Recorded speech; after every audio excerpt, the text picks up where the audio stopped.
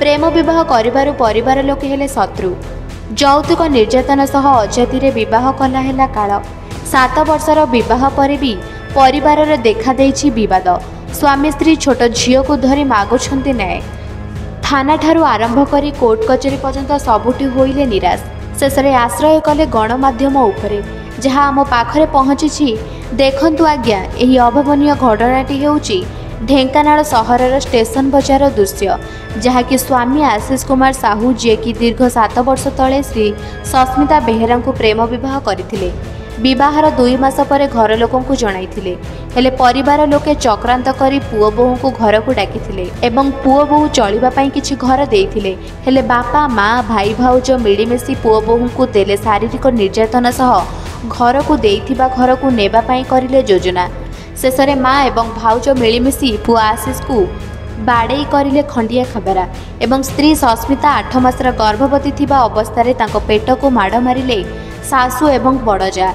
एमिति अनेक समय करेन्ट काटी देवा सह पानी मध्य मझिरे मझिरे बंद कर दियंती, जहा फल तांकर बहुत असुविधा होईछि। एमिति कि तांकर छोट झियो बांती करिबा समय पानी टिके न थाए छोट झियो को धोई देबा पई। एमिति अनेक परिस्थिति को सामना करिसंती से 2 जण। शेषे अधिक निर्यातना देबारु आउ सह्य करि पारि नथिले, जहा फल आईन आश्रय नहीं ढेंकानाल टाउन थाना रे लिखित अभियोग करथिले। हेले लिखित अभियोग हेबा ताहार कौनसी समाधान होई पारि नथिला। एथिपाई स्वामी आशीष एवं स्त्री सस्मिता 2 जण निराश होई पड़िछंती एवं न्याय पई आकुल निवेदन करूछंती। भुवनेश्वर हम लव हेतला 7 वर्ष लव एबे मैरिज करछु। से माने जानिथिले हम लव पूर्वरु से माने घर मो सासुर लोक हम सारे कथा समझते हेचंती, समस्त राजी रुजा थिले, किंतु सासु टिके अजाति धरुथिले। तापर हमें सब कथम स्वामी तांको कहिले जे मु मैरिज सेट करबी, राजी हो नथिले। से गोटे आम बाध्य होकर कोर्ट रे मैरिज कलु। मैरिज कर 2 दिन पर मु ससुर को फोन करके जनईली। ससुर गोटे मत कहले ठीक अच्छे जदि मैरिज कर देच तो घर को पलि आस, मु आउ थे तुमको मैरिज करेबी। एक कथा कहले आम ठीक ठाक आम कहले हाँ ठीक अच्छे बाबा आम 2-3 दिन पर जीवु, जेहतु मत से साप कामुड़ा मेडिकल थी आमको ससुर फोन करते। तो मुझे ठीक अच्छे मेडिकल गला आम जीवु। ता नेक्स्ट किसी 2 दिन आइला पर मो स्वामी फोन कले, मो सासू कहते इठे तुम आसबुनि, बाबा कहते बाड़ा बुड़ी कर से भयर से कथा शुणिक आसिलु। ठीक वर्षे पर वर्षे 1.5 वर्ष हवा जाऊला आम मैरिज फास्ट एनिवर्सरी दिन सेप्टेम्बर 24 तारिख दिन मत मो ससुर फोन कले मिस कल ना मो कथे बालांस नाला से मुझे फोन कली। ये गोटे बाबा को लगेले, बाबा गोटे फास्ट आमको गाड़ी गोलज कले। तापर पुणी फोन करी कहले ना माँ भूल मु लगे कि मो मन ना मद पी देती से गाड़ी करदेली आ तू धरबुन मो कथा एमती कहीकि आमको डाकिले, कहले तुम जहाँ बाहर तो एत दिन है से बाहर रहा तुम घर बस। मुझे 3 मास प्रेग्नेंट थी, मुझे बाबा ठीक अच्छे मुझे 3 मास प्रेग्नेंट अच्छी, मुझे गाड़ी घोड़े ट्रावेलिंग करें ना, मु 7 मास हो आम पुअर मोर जीवु। से ठीक ठाक अच्छे कहले हाँ ठीक अच्छे तुम घर जो रूम रे रही सब सजासजी करदेवी आपर साई कथा पकईदेवी आप आसवे। आम जेन 7 मास होता मु बाबा को फोन कली, बाबा आम जाऊँ पुअर मोर जाऊँ आप कौन विचार करेंगे ना ठीक अच्छे आसतु। आम आसिलु। आसला मुझे 7 मास प्रेग्नेंट थी, वर्षा खरा होता मत बाहर 2 घंटा काल बसईदे।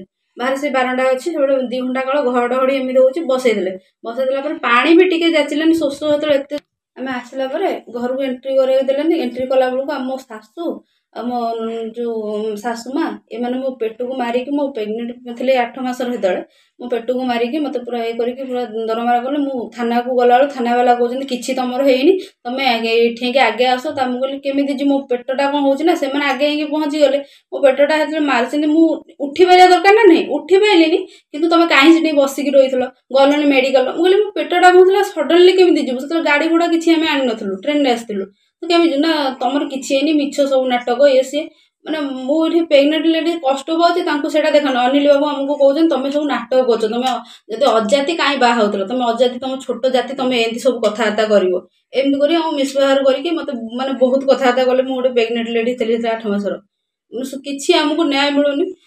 बहुत पुलिस पाक गला सब टाउन थाना को समस्त आईएससी पाक गले कहीं भी आमको न्याय दौना। ये घर आम चलुचु केमी मो छुआ को मत मो स्वामी की मारिदेवे बोली धमकाउछन।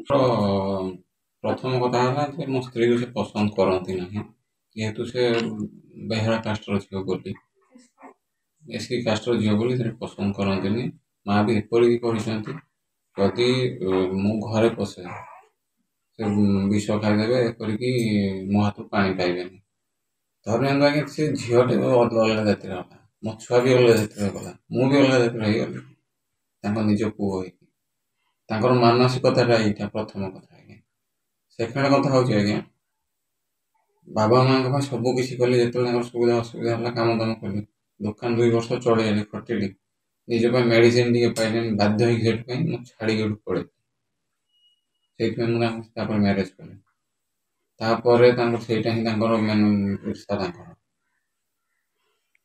तो कौन प्रोब्लेम कौन रही जो से आपको एमती हैरान कर मेन जिन हूँ आज्ञा से चाहूँगी कि मत जेज संपत्ति 1% भी देवे ना कि मुझे न रुहे सी सब उपभोग करेंगे मत एटू कि देवे ना से ही से सब जिन कर काली रात आज्ञा भिडियो भाइराल है देखो आप देखिपारे से 2 जन ए ना घर 2 जन जाक फेरार जदि आज्ञा सी किसी भूल करना सब ठीक कर लुचिक अच्छा आज्ञा थे भावतु आम तो ये अच्छु ना सामने आज्ञा आम पुलिस किसी पूजी नेता धरी धरी करी किसी पैसा थाना वाला फोपाड़ा हो सपक्ष दौरान न्याय आईआईसी पाख गलु आईआईसी सठिक न्याय देले ना आईआईसी कहते से 60 वर्षर लोक सी क्या मिछ कहे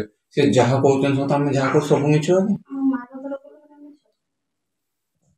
से जहाँ करूँ सी मारे भी से मिछ आमको बाड़े की गोड़ खंडिया करदे रक्त बाहर से मिछ सब मिछ से किंतु सी जहाँ कह सब ठीक सत केमी हम आज्ञा कथा जो सत आम कथा जो मिछ कथा केमी सत कथा मिछ हो नचेत आम केम जानू आज्ञा पुलिस जदि आज्ञा पुलिस से दिन निजे कहले 60 वर्षर लोक केते दिन बचे जिते दिन बची से दिन जाए तुम रुह तापर जहाँ तुम भाग करमी अधिका जुक्ति कर तुमको ये घर पूरे देवे घर बाहर करदे सीधा कानून व्यवस्था करदे लिखिक देदेवी तुम घर बाहर करदे अनिल सार भी धमकाऊँ कि तुमको आम घर पूरे देलु से कौन आम भूल थी अनिल सार कल रात 1:30 आसिक मत कहते तुम बाहर को आस ये कौन ट्विट कर तो क्या ट्विट करनु आज्ञा ट्विट कौन मुझे जानी खोला कथा आजिका डेट्रे मुझे ट्विट बोली कौन जानी ना